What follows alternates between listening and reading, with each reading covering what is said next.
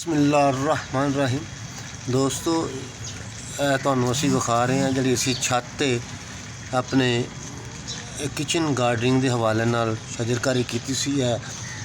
ਅਲਹਮਦੁਲਿਲਾ ਵੱਲਾਂ ਨੇ ਜਿਨ੍ਹਾਂ ਨੂੰ ਫਲ ਲੱਗਣਾ ਸ਼ੁਰੂ ਹੋ ਗਿਆ। ਤੁਸੀਂ ਵੇਖ ਸਕਦੇ ਹੋ ਇਹ ਗਮਲਿਆਂ ਦੇ ਵਿੱਚ ਪੌਦਿਆਂ ਦੇ ਨਾਲ ਵੱਲਾਂ ਲੱਗੀਆਂ ਨੇ। ਇਹ ਵੀ ਵੱਲ ਜੇ ਤੁਸੀਂ ਦੇਖ ਲਓ ਕਾਫੀ ਵੱਡੀ ਹੋ ਗਈ ਆ। ਇਹ ਵੀ ਇਨਸ਼ਾਅੱਲਾ ਘੀਆ ਕੱਦੂ ਦੀ ਵੱਲ ਹੈ, ਬਹੁਤ ਤੇਜ਼ੀ ਨਾਲ ਫੈਲ ਰਹੀ ਹੈ। ਨਿੰਬੂ ਦੇ ਪੌਦੇ ਨੇ, ਅਲਹਮਦੁਲਿਲਾ ਨਿੰਬੂ ਵੀ ਲੱਗ ਗਏ ਨੇ। ਇਹ ਅੰਜੀਰ ਹੈ, ਅੰਜੀਰ ਵੀ ਇਨਸ਼ਾਅੱਲਾ ਫਲ ਲੱਗਣਾ ਸ਼ੁਰੂ ਹੋ ਗਿਆ। ਤੁਸੀਂ ਵੇਖ ਸਕਦੇ ਜੀ ਅਲਹਮਦੁਲਿਲਾ ਇਹ ਬੜੀ ਮੋਟੀ ਅੰਜੀਰ ਹੋਏਗੀ। ਅਤੇ ਇਹਦੇ ਨਾਲ ਇਹ ਮੂਲੀ ਦੇ ਪੌਦੇ ਵੀ ਸਾਡੇ ਅਲਹਮਦੁਲਿਲਾ ਬੜੇ ਅੱਛੇ ਜਾ ਰਹੇ ਨੇ। ਇਹ ਘੀਆ ਕੱਦੂ ਦੀਆਂ ਮਜ਼ੀਦ ਵੱਲਾਂ ਤੁਸੀਂ ਵੇਖੋ ਬੜੀ ਤੇਜ਼ੀ ਨਾਲ ਫੈਲ ਰਹੀਆਂ। ਸ਼ਲਜਮ ਗੋਂਗਲੂ ਜਿਹਨੂੰ ਕਹਿੰਦੇ ਨੇ, ਗੋਂਗਲੂ ਗਮਲਿਆਂ ਦੇ ਵਿੱਚ ਹੋ ਰਹੇ ਨੇ ਅਤੇ ਥੱਲੇ ਵੀ ਗੋਂਗਲੂ ਦੀ ਫਸਲ ਹੈ, ਬੜੀ ਤੇਜ਼ੀ ਨਾਲ ਅਲਹਮਦੁਲਿਲਾ ਹੋ ਰਹੀ ਹੈ।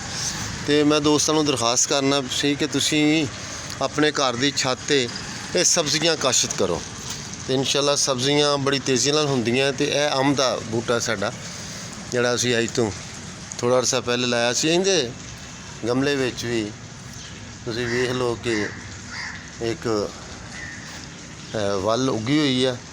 ਤੁਹਾਨੂੰ ਮਜ਼ੀਦ ਵਿਖਾਉਣੇ ਆ ਅਸੀਂ ਆਪਣੀ। ਇਹ ਸਾਡੇ ਅਲਹਮਦੁਲਿਲਾ ਪਪੀਤੇ ਦੇ ਪੌਦੇ ਨੇ ਮਾਸ਼ਾਅੱਲਾ। ਇਹ ਅਗਲੇ ਸਾਲ ਚੰਦ ਇਹਨਾਂ 'ਚ ਵੀ ਇਹ ਗੋਂਗਲੂ ਅਤੇ ਇਹ ਘੀਆ ਕੱਦੂ ਦੀ ਵੱਲ ਹੈ।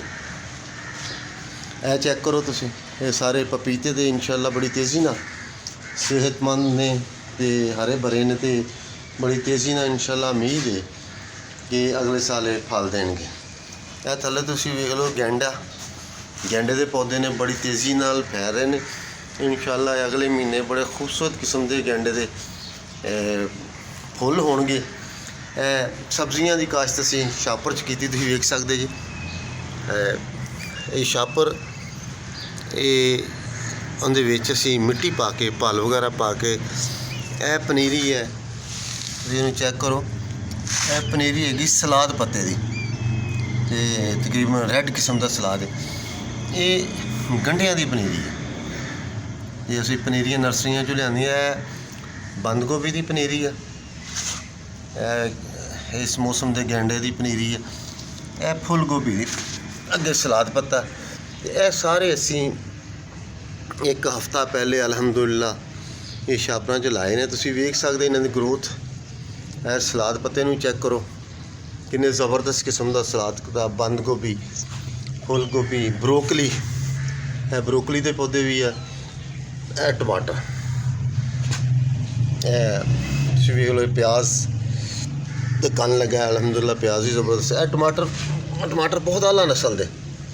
ਹੋਰ ਕੋ ਟਮਾਟਰ ਦੇ ਪੌਦੇ ਵੀ ਅਲਹਮਦੁਲਿਲਾ ਬੜੇ ਜ਼ਬਰਦਸਤ। ਤੁਸੀਂ ਗਮਲੇ 'ਚ ਬੜੇ ਆਰਾਮ ਨਾਲ ਉਗਾ ਸਕਦੇ ਅਤੇ ਕਸੀਰ ਜ਼ਰੇ ਮੁਬਾਦਲਾ ਬਚਾ ਸਕਦੇ ਜੀ। ਬੰਦ ਗੋਭੀ ਅਤੇ ਬਰੋਕਲੀ ਅਤੇ ਫੁੱਲ ਗੋਭੀ ਦੇ ਪੌਦੇ, ਸਾਡੇ ਲਾਲ ਕਿਸਮ ਦਾ ਸਲਾਦ ਪੱਤਾ।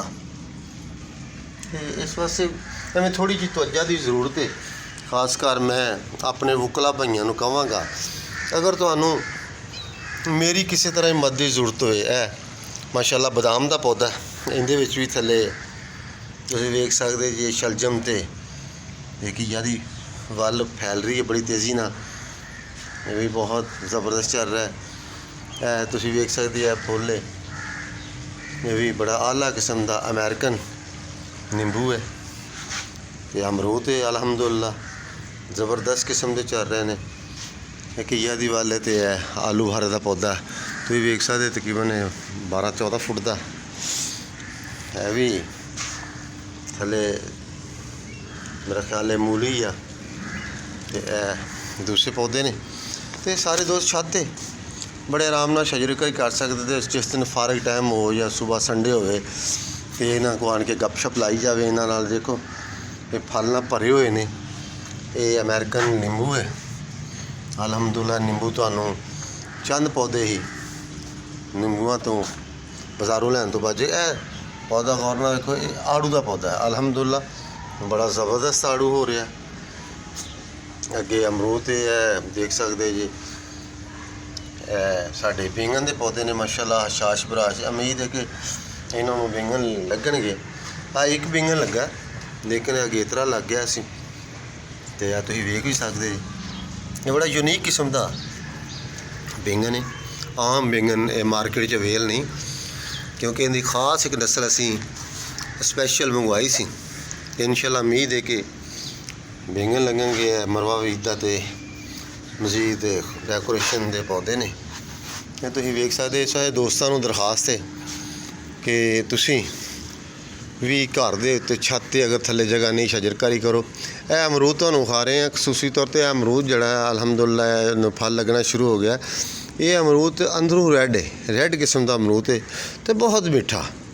ਅਤੇ ਇਨਸ਼ਾਅੱਲਾ ਜਦੋਂ ਇਹ ਮੁਕੰਮਲ ਹੋਣਗੇ ਜਾਂ ਸਬਜ਼ੀਆਂ ਤਿਆਰ ਹੋਣਗੀਆਂ, ਅਸੀਂ ਦੋਸਤਾਂ ਨੂੰ ਆਫਰ ਕਰਾਂਗੇ। ਅਤੇ ਜਿਹੜਾ ਦੋਸਤ ਦਾ ਮੂਡ ਹੋਵੇ ਘਰ ਤਸ਼ਰੀਫ ਲਾਵੇ, ਸਾਡੇ ਕੋਲ ਖਾਣਾ ਵੀ ਖਾਵੇ ਅਤੇ ਸਬਜ਼ੀਆਂ ਵੀ ਇਨਸ਼ਾਅੱਲਾ ਉਹਨਾਂ ਨੂੰ ਪਕਾ ਕੇ ਖਵਾਵਾਂਗੇ। ਇਹ ਬਗੈਰ ਖਾਦ ਤੋਂ ਔਰਗੈਨਿਕ, ਇਹਦੇ 'ਚ ਅਸੀਂ ਕਿਸੇ ਤਰ੍ਹਾਂ ਦੀ ਕੋਈ ਕੁਦਰਤੀ ਕੋਈ ਖਾਦ ਇਸਤੇਮਾਲ ਨਹੀਂ ਕਰਦੇ। ਇਨਸ਼ਾਅੱਲਾ ਪਪੀਤੇ ਵੀ ਬੜੀ ਤੇਜ਼ੀ ਨਾਲ ਤਿਆਰ ਹੋ ਰਹੇ ਨੇ। ਇਹ ਗੈਂਡੇ ਦੇ ਪੌਦੇ ਨੇ। ਕਿਸੇ ਦੋਸਤ ਨੂੰ ਕਿਸੇ ਕਿਸਮ ਦੀ ਰਹਿਨਮਾਈ ਦੀ ਜ਼ਰੂਰਤ ਹੋਵੇ ਨਾ, ਅਤੇ ਅਸੀਂ ਆਪਣਾ ਨੰਬਰ ਵੀ ਦੇ ਦਿੰਦੇ ਹਾਂ, ਅਤੇ ਤੁਸੀਂ ਮੇਰੇ ਨਾਲ ਰਾਬਤਾ ਕਰ ਸਕਦੇ। ਮੇਰਾ ਨੰਬਰ ਫੇਸਬੁੱਕ 'ਤੇ ਮੌਜੂਦ ਹੈ। ਜਿਹੜਾ ਦੋਸਤ ਦਾ ਮੂਡ ਬਣੇ ਅਤੇ ਅਸੀਂ ਹਰ ਤਰ੍ਹਾਂ ਦੀ ਹੈਲਪ ਵੀ ਕਰਾਂਗੇ, ਉਹਨਾਂ ਨੂੰ ਪਨੀਰੀ ਪ੍ਰੋਵਾਈਡ ਕਰਾਂਗੇ, ਉਹਨਾਂ ਨੂੰ ਦੱਸਾਂਗੇ। ਅਗਰ ਉਹ ਫਿਰ ਵੀ ਸਮਝਣਾ, ਘਰ ਜਾ ਕੇ ਵੀ ਅਸੀਂ ਉਹਨਾਂ ਨੂੰ ਗਾਈਡ ਕਰਾਂਗੇ। ਤਾਂ ਜੀ ਬਹੁਤ ਸ਼ੁਕਰੀਆ।